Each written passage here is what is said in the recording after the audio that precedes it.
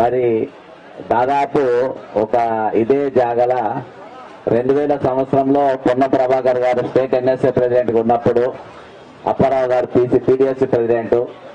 ఆ రోజు మేము అనుకున్నాం, అప్పుడు 50,000 ఖాళీ పోస్టులు ఉంటే ఇక అప్పుడు ఇక్కడ అన్ని పార్టీలు, అఖిలపక్ష పార్టీలు, అన్ని విద్యార్థి సంఘాలు అన్ని కలిసి పెద్ద ఎత్తున ఉద్యమాలు చేసినాం. అప్పుడు అనుకున్నాం 2004లో కాంగ్రెస్ పార్టీ అధికారంలోకి వచ్చిన తర్వాత ఇక నిరుద్యోగ సమస్య అనేది ఉండదు, ప్రతి సంవత్సరం జాబ్ క్యాలెండర్ వస్తూనే ఉంటది అని చెప్పి మేము అనుకున్నాం. కానీ 2004లో కాంగ్రెస్ అధికారం వచ్చింది. మరి రాజశేఖర రెడ్డి గారు ముఖ్యమంత్రి అయినరు. తర్వాత వాస్తవంగా అనుకున్న తీరుగా కిరణ్ కుమార్ రెడ్డి గారు ముఖ్యమంత్రి ఉన్నంత వరకు కంటిన్యూగా జాబ్ వేకెన్సీలు పడుతూనే ఉన్నాయి. ఇందాక కృష్ణాలో చెప్పినట్టుగా 94లో జాబ్ నోటిఫికేషన్ పడితే తర్వాత ఎప్పుడు కూడా పడలేదు. తర్వాత మళ్ళా మెగా ఖాళీగా ఉన్న పోస్టు కానీ మెగా డిఎస్సీలు కానీ కొన్ని టీడీపీ పీరియడ్లో పడ్డాయి. కానీ తర్వాత ఎక్కువ శాతం మాత్రం కాంగ్రెస్ పార్టీ హయాంలోనే ఆ రోజు పడ్డాయి. కానీ తెలంగాణ ఏర్పడిన తర్వాత ఏందో తెలియదు, మనము స్వయం పాలన తెలంగాణ తెచ్చుకున్నాం, ఆత్మగౌరవం తెలంగాణ తెచ్చుకున్నాం. మరి మా నిధులు మా నీళ్లు మా ఆత్మగౌరవం అని చెప్పేసి నీళ్లు నిధులు నియామకాల పేరుతో మనం తెలంగాణ తెచ్చుకున్నాం. కానీ తెలంగాణ వచ్చిన తర్వాత మరి మెగా డిఎస్సీ అనేది పూర్తిగా వెళ్ళిపోయింది. ఈరోజు గ్రూప్ 1 అనేది లేక వస్తే అది పేపర్ లీక్లతో ఆగిపోయింది. ఈ రోజు మళ్ళీ దిశ ఉద్యమం మొదలైంది అనుకోవాలి. ఇక్కడ నిరుద్యోగుల చలో ఇందిరా పార్క్ తోని మరి దశ ఉద్యమం మొదలైంది అనేది అనుకోవాలి. ఈ రోజు ఎన్ని కుట్రలు ఎన్ని కుతంత్రాలు నిరుద్యోగులు వెనుక జరుగుతున్నాయంటే అది చెప్పలేని వర్ణనాన్వితమైనది. ఒక్కొక్కరు ఒక్కొక్క తీరుగా నిరుద్యోగులను ఏ విధంగా వాడుకుంటుంది అనేది ఈరోజు తేట తెల్లం అవుతా ఉన్నది. కాబట్టి ఇలాంటి వరకు క్వశ్చన్ పేపర్ లీక్ అయినటువంటి జనార్దన్ రెడ్డి గారు టీఎస్పీఎస్సీ క్వశ్చన్ చేయడానికి ఉన్నప్పుడు క్వశ్చన్ పేపర్ లీక్ అయింది.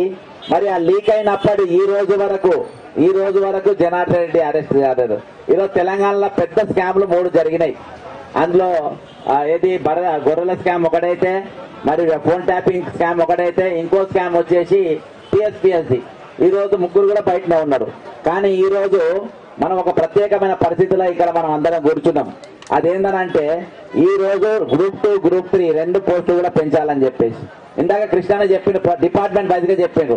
కానీ మేము కొంతమంది విద్యార్థులు అందరూ కలిసి కొన్ని సర్వేలు ప్రభుత్వం రిటైర్డ్ ఎంప్లాయీస్ తో అన్ని కలిసి చేపిస్తే ఈరోజు 2,77,316 పోస్టులు ఉన్నాయి. 2,77,316 పోస్టులు ఈ రోజు ప్రభుత్వంలో కారణాగర మొత్తం డేటా ఉంది కాబట్టి పీడిఎఫ్ మీకు కావాలంటే నేను ఇస్తా.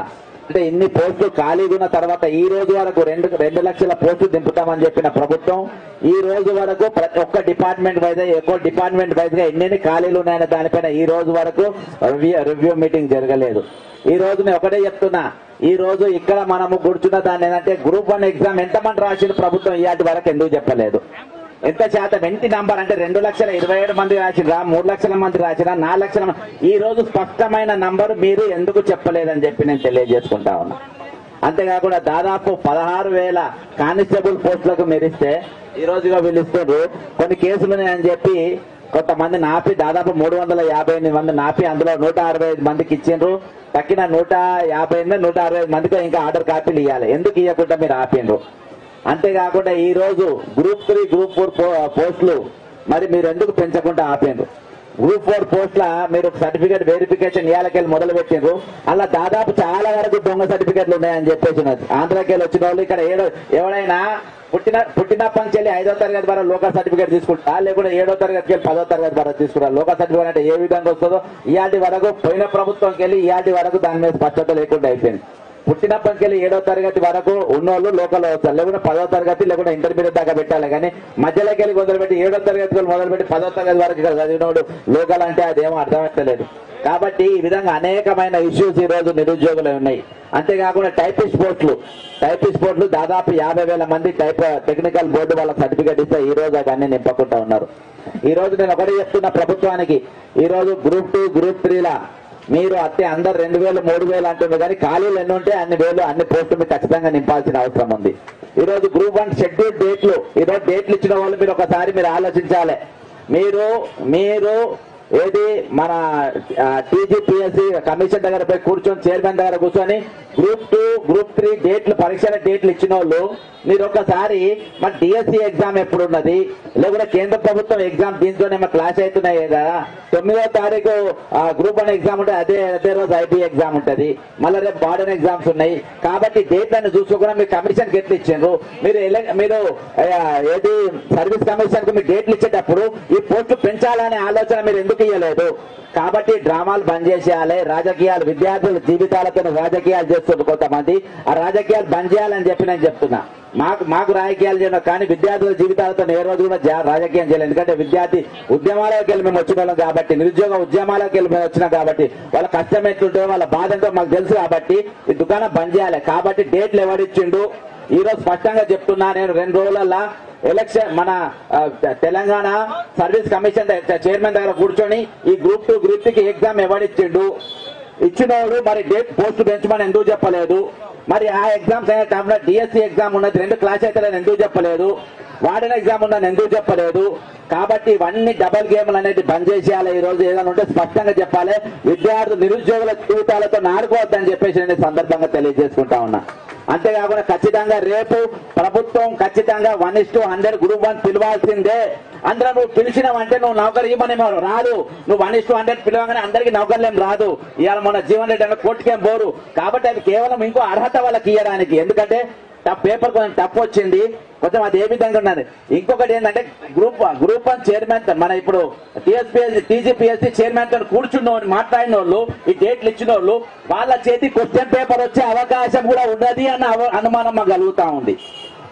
రేపుకిన ఈసారికిన క్వశ్చన్ పేపర్ లీక్ అయింది, పేపర్ బయటకు వచ్చిందంటే నా కొలకల్లారు తోలు తీస్తాం. పేపర్ ఇంకా బయటకు వచ్చింది, అమ్ముడు పోయింది, పేపర్ బలం దగ్గర బయటకు వచ్చిందంటే తోలు తీస్తాం. చిన్న చూడం పెద్ద చూడం పైనకెళ్ళి కింది దాకా అంతా చీరి ఆరేస్తామని చెప్పి సందర్భంగా హెచ్చరిస్తున్న ప్రభుత్వం పెద్దలను. కాబట్టి ఇందులో మాకు చాలా విషయాలు ఒక్కటి బయటకు వస్తుంది. మంచిగా బయటకు తీస్తే బయటకు తీసుకుంటే పెద్ద సమస్య కాదు. కాబట్టి ఒళ్ళు దగ్గర పెట్టుకొని టీజీపీఎస్సీకి పని చేయాలి. పేపర్ లీక్ కానీ చూడొద్దు. 1:100 ఖచ్చితంగా పిలిచి తీరాలి. అది మీరు ఆర్డర్ కాపీ ఇచ్చినట్టు కాదు, అర్హత ఇచ్చినట్టు. గ్రూప్ 2 గ్రూప్ 3 పోస్టులు ఖచ్చితంగా మీరు పెంచాలి. గ్రూప్ 4 లో ఉన్న 118 ఖాళీలు అవి కూడా ఇవాళ వరకు మీరు 1:3 పిలిచిండ్రు. అందులో 118 పోస్టులు ఆపండి, అవి కూడా పిలవాలి. మెగా డిఎస్సి ఈ రోజు మెగా డిఎస్సిలా మీరు 20,000 పోస్టులు నింపుతామని మీ మేనిఫెస్టోలు పెంచారు.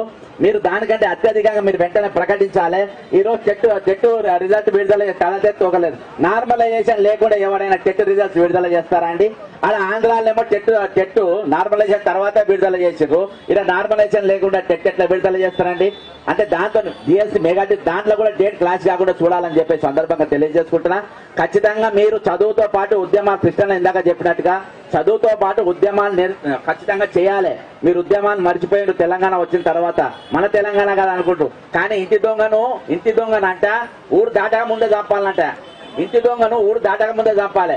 కాబట్టి మన ఇల్లు కాబట్టి ఇంకా జాగ్రత్తగా మనం పనిచేయాలని కోరుకుంటూ, ఇది కాళోజీ నారాయణరావు గారు చెప్పిన విషయం. కాబట్టి మరొకసారి మీ అందరికీ వందనాలు తెలియజేస్తున్నా. వచ్చే రోజులలో కూడా మీకు అంతా ఆల్ ద బెస్ట్ చెప్పుకుంటూ సెలవు చేసుకుంటా. జై తెలంగాణ, అమరవీరులకు జోహార్లు.